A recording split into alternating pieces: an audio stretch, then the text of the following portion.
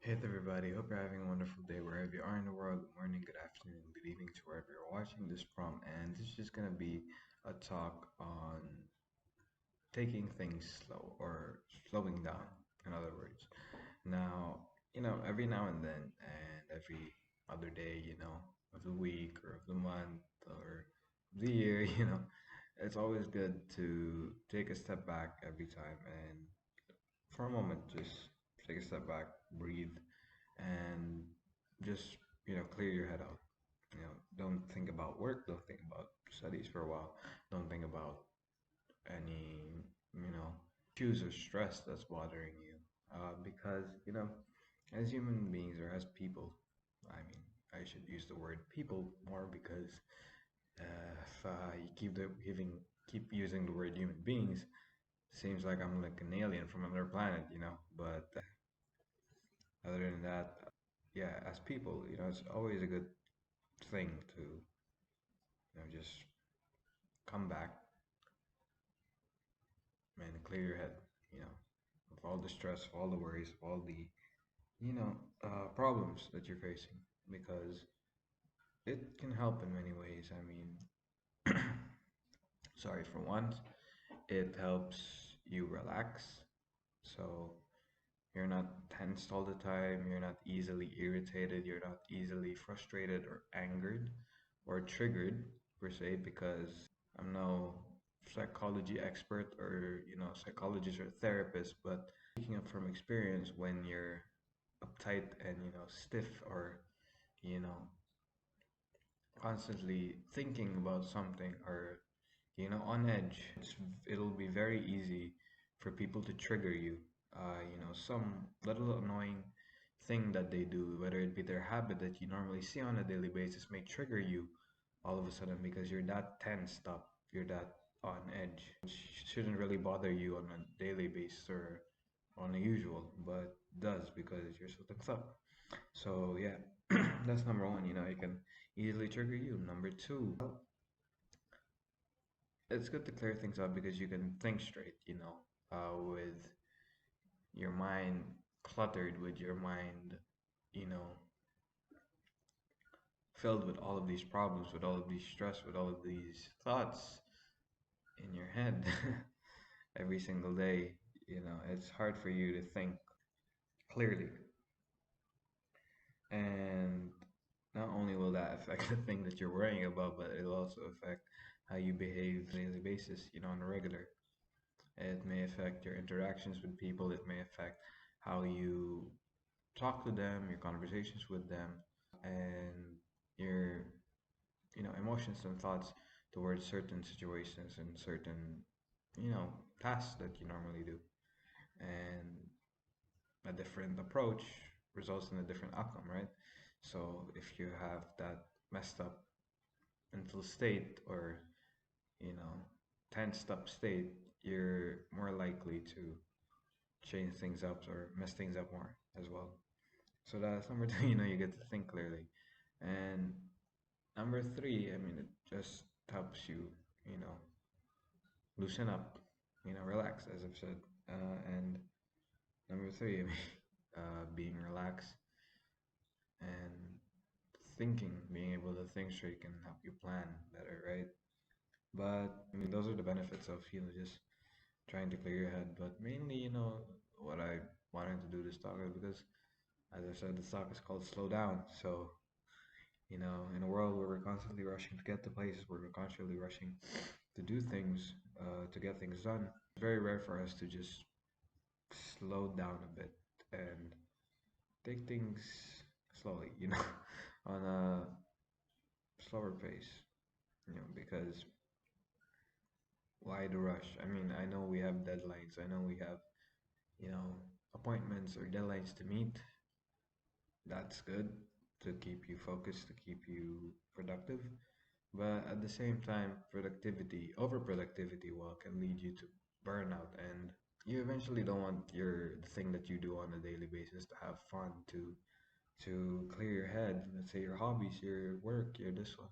You don't want it to be a routine because once it becomes a routine, you'll be on autopilot basically. You'll be doing stuff without being conscious, you won't, because it's all in your head and your muscle memory, so you'll be used to doing it, and you won't really feel the need to put effort into it anymore because you're used to it, all that.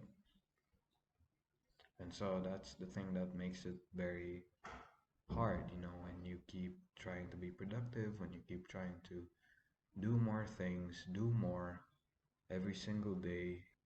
It can get tiring, it can get frustrating, it can get agitating as well, because sometimes when you try to do more and you can't complete a certain thing, it's gonna frustrate you so badly because, you know, you aim to do something and you never really got to completing it. That'll agitate anybody. And sorry again for that. And yeah, it's just overall gonna mess you up so badly if you keep going with it every single day. I guess that's why, at times we just need those fun moments. We just need those let loose, have fun moments, just smile, be happy, go crazy, you know. Those moments, like whether it be partying, whether it be chatting with a friend, whether it be watching Netflix, whether it be watching movies, series, whether it be just hanging out, whether it be anything, sleeping, playing games, listening to music, watching TV, it could be anything just to relax, to forget about things for a brief moment and just, feel free because it could really do a lot for you.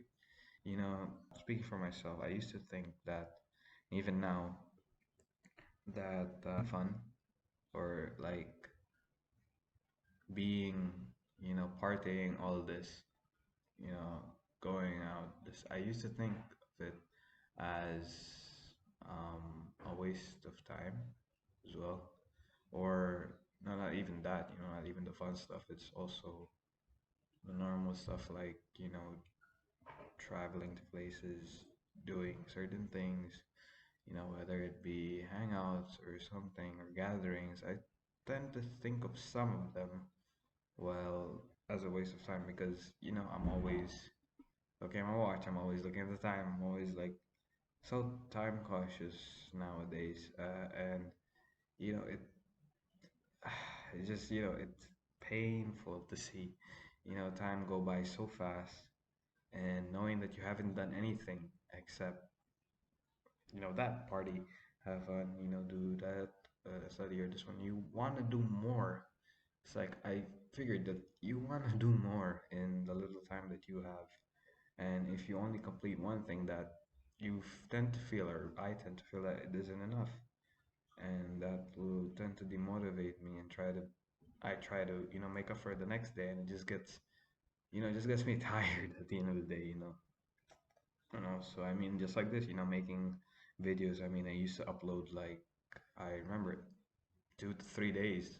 It takes 2 to 3 days to make a short film, 2 to 3 days to make another podcast. Nowadays, if you notice, it takes 5 days, a week. Sometimes I forget about it, and all that. And it's it's frustrating, it's kind of like it just hits me on the head, and it's like, where did my videos go? What happened to them? Like, why am I not doing it? Like, and then I get the feeling of um, um I don't have any ideas.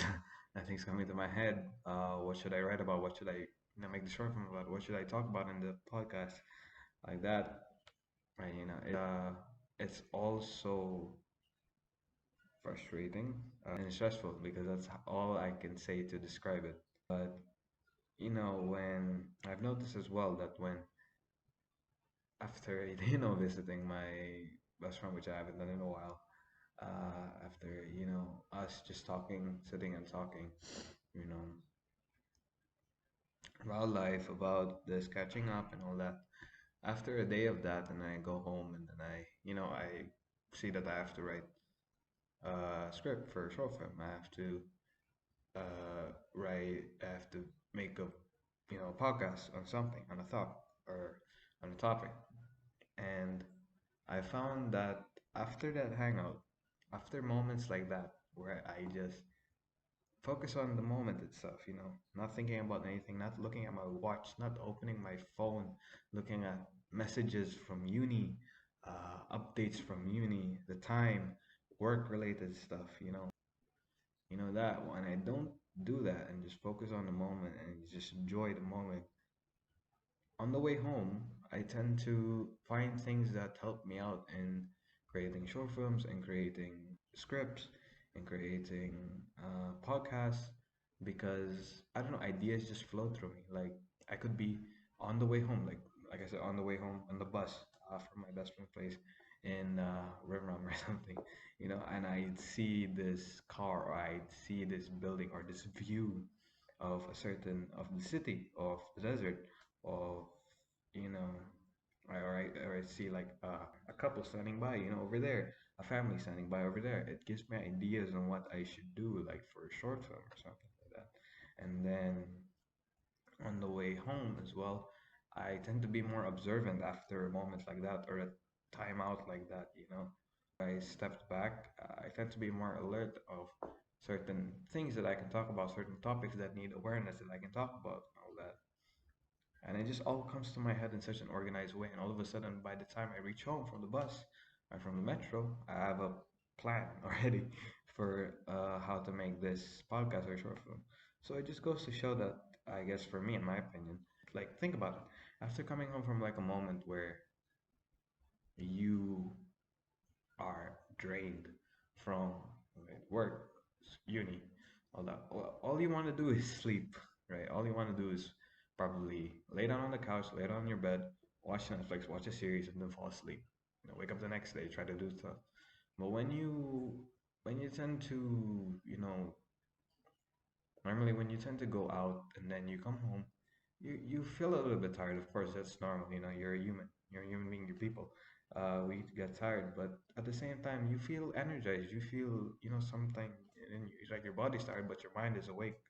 So that's when you go out. You do stuff that you actually like, and you forget about all the worries and stuff. So there's a difference between that, and I think stepping back really and just taking a moment to relax, clear your mind, and do things can really help. Not all the time, but every now and then. Let's say on the weekends, maybe one day, maybe on a month, you can go. It depends, but just, every now and then, every once in a while, it's good to have those moments so it can help you clear whatever, that's bothering you as well. So it can be a form of outlet as well. But yeah, that's all for this talk, guys. Hope you found this somewhat helpful and gave you a little bit of insight or a little bit of, on the value of, time out with friends or just taking a time out in general and slowing down. But yeah, thank you so much for watching and hope you have a great day. Bye bye.